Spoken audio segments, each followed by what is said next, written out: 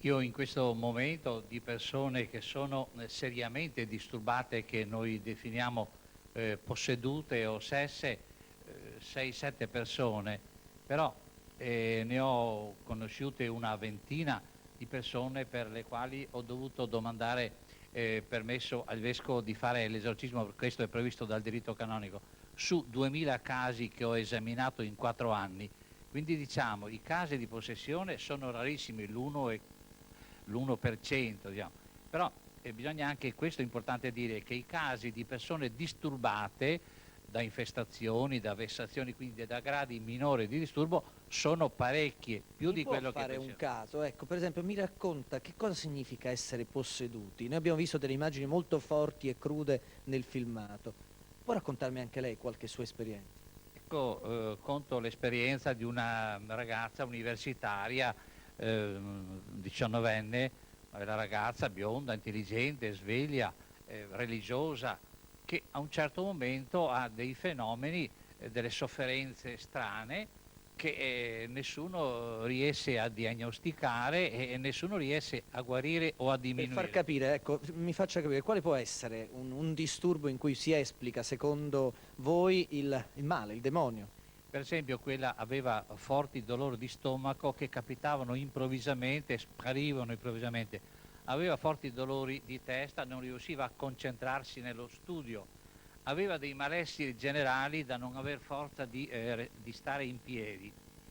Ecco, quando io ho sentito raccontare questi disturbi, ho domandato il parere dei medici e ho sentito che in realtà rimedi non ce n'erano. Allora ho avuto il sospetto, poi ho fatto il cosiddetto esorcismo diagnostico, cioè io ho fatto il vero e proprio esorcismo come se fosse posseduta e qui c'è stata una reazione violentissima.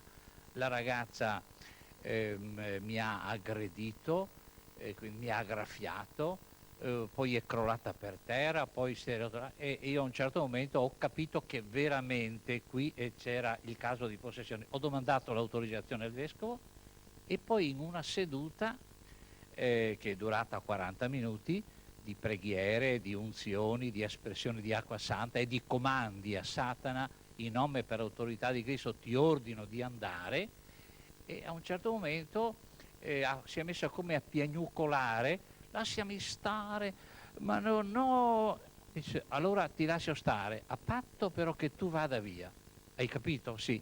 Allora, quanti minuti di tempo? Adesso io smetto di pregare, tutti i miei amici smettono di pregare, di cantare con me. Quanti minuti? Mi bastano 5. Va bene, ho capito. E per dove vuoi uscire? Boh, un buco si può sempre trovare. E dal corpo della ragazza boh, può servire anche dalla bocca. Va bene, siamo intesi.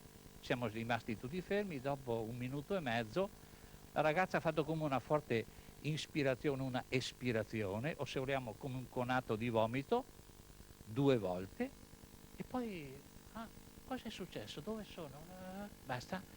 Lei era andata in trance per 40 minuti, per lei le 40 Questa è una minuti. storia di esorcismo, ma a questo punto, come potete capire, Alessandro, i nostri telespettatori, abbiamo a questo punto delle persone che sono state seguite da Monsignor Sutto nella fase finale e li chiameremo convenzionalmente con dei nomi che ovviamente non sono i loro, non si faranno inquadrare, però ci racconteranno le loro storie. Parliamo adesso subito con Anna. Anna, mi racconta la sua storia. Buonasera, allora io ero una persona normalissima, stavo bene, lavoravo con la mia famiglia, all'improvviso ho cominciato a star male, ho cominciato col cuore, lo stomaco, la testa, vomito E i medici e la seguivano, che cosa le ho dicevano? fatto 20 ricoveri in 8 mesi in ospedale, però non ho mai avuto una È diagnosi stata mai seguita da neuropsichiatri, anche, neurologi? E che sì, cosa le dicevano? e io di neurologico non avevo proprio niente. E in che Eh, cosa, ecco, ci può raccontare, Monsignor Suto ci ha detto determinate cose, ecco, sì. lei che disturbi, che cosa provava? Allora, delle cose tremende che non si possono neanche proprio descrivere, una cosa bruttissima. E lo stomaco, sto cuore, svenimenti, non stavo in piedi, Quanto è durata questa è cosa? durato 8 anni. In questo tunnel, ce lo racconta, ecco, qualche episodio che... Dopo un giorno è venuta una signora anziana a trovarmi e mi ha detto: questa malattia che c'hai tu, che era anche un'amica, e mi sembra una malattia misteriosa, non è meglio che veda un sacerdote? Io non sapevo, perché non avevo mai sentito parlare, perché io andavo in chiesa con i miei figli, ero cattolica. Ecco, il rapporto con la Chiesa, quando lei, come dire, noi che abbiamo visto i film, vediamo che le reazioni sono quelle di avversione a tutta quella simbologia di cui parlava Padre Amorth. Ecco, lei l'ha provata questa avversione? Lei poteva entrare in chiesa, che cosa le accadeva? Io non potevo entrare in chiesa, io non mi ricordo cosa mi succedeva. Allora, ma chiediamolo so un che- attimo, ecco, di fronte abbiamo sempre Monsignor Sutto, lei che l'ha seguita, quali erano per esempio alcuni fenomeni che ci potrebbe descrivere della signora Anna?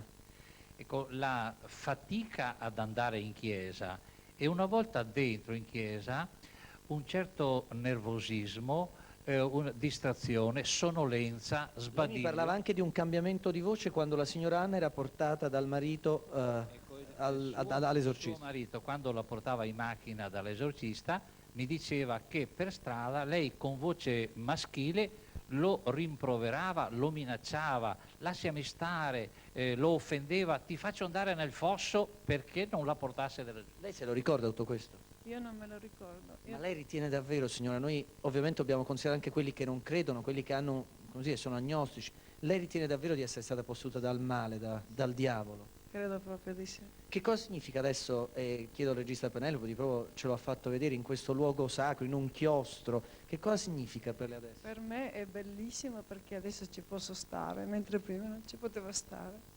Grazie Anna. E adesso con padre Sutto andiamo a conoscere un'altra persona, padre. In questo caso è la testimonianza del marito che chiameremo Luca e sentiremo da lui che cosa significa essere stati vicini a una persona che ha avuto disturbi. Ecco, buonasera Luca. Ci racconta cosa significa essere stati sposati, aver vissuto accanto a una donna che diffidiamo ha avuto problemi di questo tipo. In 20 anni non ho avuto di bene. C'è durato 20 anni. 20 anni. Ecco, ci racconti quello che lei definisce non essere stato bene. Io le dico, io ho conosciuto mia moglie, sono stato fidanzato con lei, dal primo giorno che ci siamo sposati, dopo 8 giorni lei è partita per l'ospedale. Qui rimase 6 mesi, diagnosticarono di tutto, tranne che il bene, solo che quelle malattie non si sono mai rivelate. È venuta a casa per Che 12 disturbi ore. aveva? Ci faccia capire. Nel senso dello stomaco, il mal di testa. Ecco, voi dite sempre il senso dello stomaco, cosa sono disturbi, nausee, Ma forze cioè- di stomaco? Cioè si trattava soltanto che e dopo di quando ritornava, diciamo così, convinto che fosse mia moglie, invece tornava un altro essere in lei. Ecco, ma com'erano? Cambiamenti di voce? Sì, diciamo che il male si nascondeva tra le pieghe le nostre pieghe, diciamo così. Stiamo attenti perché il male non è così, come si può dire, ingenuo da farsi scoprire molto facilmente. Per questo queste cose vanno Quanti avanti. figli avete? 3. Ecco, questi 3 figli, questo matrimonio che in 20 anni ha sofferto di queste cose, ecco, i figli come vi sono stati, come hanno sopportato tutto quello che accadeva? Diciamo che loro sono stati l'amore più grande che abbiamo. Ci hanno aiutato a pregare, ci hanno aiutato a superare questi momenti difficili, quando che noi, proprio ormai distrutti da questa forza... Lei crede davvero che sua moglie non fosse malata sotto un profilo psicologico o neurologico, ma fosse davvero posseduta dal demonio? Ma io non oserei proprio dire posseduta. Avesse Io direi disturbi con il male? Disturbata sì, anche perché una sera mentre mi trovavo nel salotto, così con lei guardavamo la televisione, un momento per l'altro mi dice sto male, io la sdraio sul divano, a un certo punto lei mi cambia voce, cambia tutto e allora io non so più che cosa fare. Davanti a me ho una corona del rosario che ho qui nelle mani. Comincio a pregare il Signore e la Madonna, ma a un certo punto lei comincia a alzarsi. Rita come un pezzo di legno che si alza, va su dal divano e per circa un metro, un metro sopra il divano. Io sono solo, i bambini sono a letto, non so più che cosa fare. Con le lacrime agli occhi prendo questa corona e non so neanche io come ho fatto, mi sono accorto che penzolava il Cristo e dalla parte che penzolava il Cristo la parte cedeva, si abbassava. Allora poi vado verso la testa e noto la stessa cosa.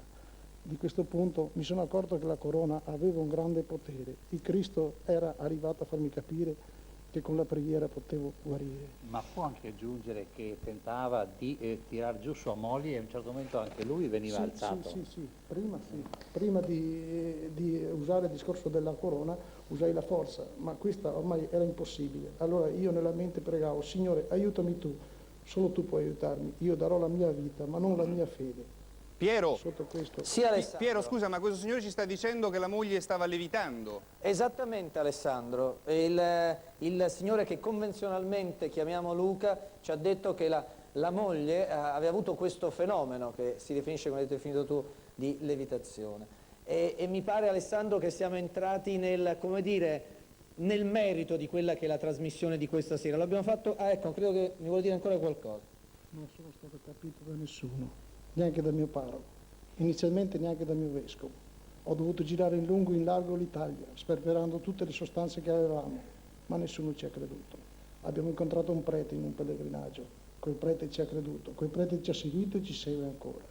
Io le dico, a voi sacerdoti, che avete un carisma grande, difendete la povera gente che viene a correre da voi, non mandateli via, vi supplico, perché vi chiede una persona normale, non sono un menomatto, sono un papà di famiglia. Ogni famiglia ha diritto di avere la pace nella casa e non alla notte di dover correre su e giù per la casa e al mattino recarsi al lavoro con l'angoscia di non aver dormito, con sapere di lasciare la moglie a letto, che non ha nessuno che l'accudisse, i bambini dovevano andare a scuola, le preghiere giravano in quella casa e basta. Però nessuno si è fatto vedere. Piero, Grazie, su signor questo Luca. vorrei Sì, sentire Alessandro. subito padre Amort, Certo, poi ci e colleghiamo noi di nuovo. sicuramente, esattamente, abbiamo altre storie con Monsignor Sutto e, come dire, vi daremo il contributo di quei fatti concreti sui quali poi voi potrete discutere. A tra poco, ecco, padre Amort, ha sentito.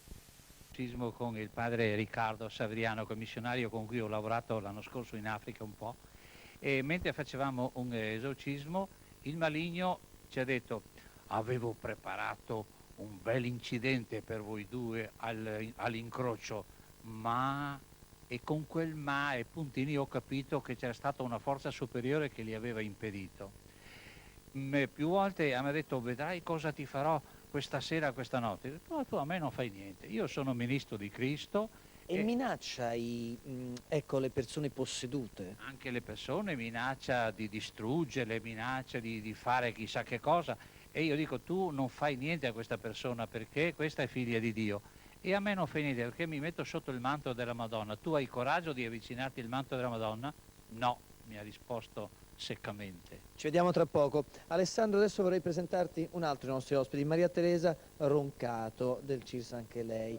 Ecco, che cosa significa per voi partecipare a un centro di ricerca? È solo studiare o anche essere accanto alle persone? Beh, intanto prima di tutto si studia, ma il mio ruolo specifico è proprio quello di stare accanto a queste persone anche per anni, ascoltarle, accoglierle, amarle, instaurare una grande amicizia. Ma quando queste persone sono nelle, quelle che abbiamo definito prima anche col professore, suo collega, sono nelle sette, ecco, lei arriva in queste sette, cerca di strapparle a quelli che sono luoghi che voi ritenete luoghi pervasi dal male? Generalmente sono i parenti delle vittime delle sette che si rivolgono a noi. E allora io in qualche modo cerco di avvicinarle. E guardi, è proprio di questa mattina una telefonata interessantissima in cui una signora dolcissima, carissima amica, si era rivolta a noi 2 anni e mezzo fa. Il marito aveva avuto una grossa crisi esistenziale ed era finito in una setta esoterico-occultista. E lei ha avuto sofferenze inaudite in questi 2 anni e mezzo proprio perché facevano le fatture a lei gli adepti alla setta. Signora, adesso noi siamo arrivati da altre 2 persone. Alessandro ha ancora storie, le abbiamo scelte per i nostri telespettatori, anche per loro non c'è immagine, c'è solamente nella penombra la loro sagoma e ci sono nomi ovviamente convenzionali. Mara e Lucia sono 2 cugine. Mara, mi può raccontare anche lei la sua storia? Sì, buonasera. La storia è iniziata dopo la morte di mia madre, arrivata alla medium in caso nel laboratorio di mio padre, odontotecnico, per una piccola protesi. E lì iniziò a dire che sentiva la voce di una donna, poi cominciò a descriverla, era mia madre. Quel periodo era anche un periodo un po' strano anch'io, avevo bisogno un po' di ritrovare certe strade giuste. Come Io lei era una persona che credeva, che aveva la sua fede religiosa, oppure ecco, quando seguiva questa persona pensava di seguire, tra virgolette, il male, il maligno, quello che si chiama il diavolo? Io ero di famiglia molto cattolica e non credevo che la signora fosse col diavolo, anzi, per me la signora era con Dio. Lei comunicava con gli angeli, con Che i cosa ha rappresentato per lei il male? Ecco, quali sono stati i suoi problemi? miei problemi, ho avuto problemi in casa, abbiamo cominciato tutti a perdere il lavoro, andare male a scuola, a perdere amici, a perdere i parenti, poi mali fisici, a livello fisico proprio e mentale. È mai stata in cura? Sì, sono tuttora in cura. Ecco, ma lei ritiene davvero di aver avuto a che fare con quello che abbiamo definito in tutta questa trasmissione il diavolo? Cioè, un colpo di coda anche per lei c'è stato da parte del diavolo? Il diavolo si presentava con varie crisi interne dentro a me, mi portavano a chiudere veramente il cervello e poi fenomeni strani in casa, si accendeva il gas da solo, si accendeva la radio, passi, rumori, respiri. Anche questa volta io vi chiedo, e lo chiedo anche a Lucia, lei davvero ritiene che e anche lei ha avuto la stessa storia di sua cugina, lo stesso medium, ci sia stato questo rapporto con un qualche cosa, con un essere, e non con qualcosa che c'era dentro, cioè una malattia, un isterismo, cioè davvero c'è stata questa presenza? Sì, sì, c'è stata. E ha rovinato, cerca di rovinare le famiglie, cerca di rovinare le persone. Ecco, mi può, anche per far capire a chi ci ascolta, chi ci vede a quest'ora, che cosa significa rovinare? Mi fa un esempio concreto. Allora, l'esempio concreto è che la mattina ti svegli e maledisci il giorno che sei nato e stai a pensare 24 ore su 24 a come potresti morire. Vai a letto la sera e e preghi di non svegliarti la mattina dopo. Però questa E non potrebbe questo? essere depressione? No, no, È una presenza. questa è una presenza perché potrebbe essere stata depressione, ma non a 2 anni, non a 3 anni. Io vi ringrazio e signora la signora Roncato che è stata con noi, andiamo a scoprire, Alessandro, un'altra storia, anche qui una storia di presenze, una storia di fatti che per chi non crede come dire, è difficile eh, trovare una spiegazione. Chiameremo convenzionalmente Graziella. Graziella ci fa capire quali sono state queste presenze, come si è manifestato. Dunque, io ho fatto per più di 10 anni la medium e ad un certo punto, dopo un grande periodo di gloria proprio, dove io ero convinta di avere delle presenze positive, degli angeli addirittura, a un certo punto ho cominciato con depressione, malattie fisiche e altri fenomeni anche Ecco, più forti, quali insomma. sono questi fenomeni più forti? Beh, durante delle sedute ho avuto proprio dei svenimenti di persone, perdita di coscienza che è durata anche 2 giorni per una persona e poi a me sono apparse delle... C'è una persona che è venuta da lei è rimasta svenuta cioè senza conoscenza per 2 giorni. più che senza conoscenza, parlando, però si vedeva che non era cosciente di E quello che... manifestazioni, tra virgolette, fisiche, cioè, ecco, non so, qualche cosa di materiale. Sì, per esempio io durante la seduta mi è apparsa una macchia rossa sul giubbino che avevo, sulla camicia anzi, e non c'è stata nessuna spiegazione e nessuna prova ci ha dato che poteva essere qualcosa di Quando le vedeva costruito. un simbolo di fede, della fede cattolica, cristiana, un crocefisso, oppure passare di fronte a una chiesa, lei che cosa provava? Io provo dei grandi disturbi, io gli attribuivo delle lance alla testa e lance allo stomaco, ma ero convinta che fossero delle malattie fisiche. Infatti per molti anni io sono stata in cura, addirittura mi era stata quasi diagnosticata un'ulcera, io mi svegliavo la mattina con la nausea, quindi attribuivo a questo. E dopo varie preghiere, ho lottato per tanti anni prima di venirne fuori e a questo punto sono scomparse pure le malattie. Anche le malattie fisiche. Ho capito. La ringrazio. Ora vorrei farvi vivere un'altra di quelle situazioni che vengono ritenute rappresentazioni, manifestazioni del diavolo, come viene definito da chi crede. Ivo Cerboni, vorremmo fare ascoltare Alessandro, prego anche a chi è in studio, come dire, di valutare quello che noi proponiamo, lo ripeto, noi lo ribadiamo sempre da cronisti, è una testimonianza, è una prova. Lei afferma, lei è un laureando in ingegneria, che ci sono dei messaggi subliminali che arrivano attraverso la musica, attraverso... Esatto. È proprio quello che ho trovato in circa 6 anni di lavoro.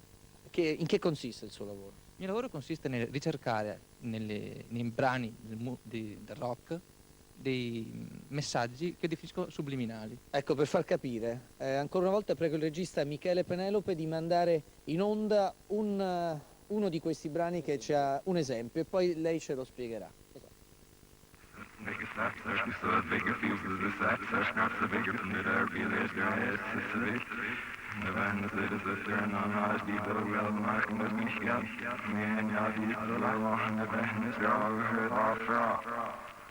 Ecco, che cosa abbiamo ascoltato? Noi l'abbiamo ascoltato al contrario, ci dice che brano era?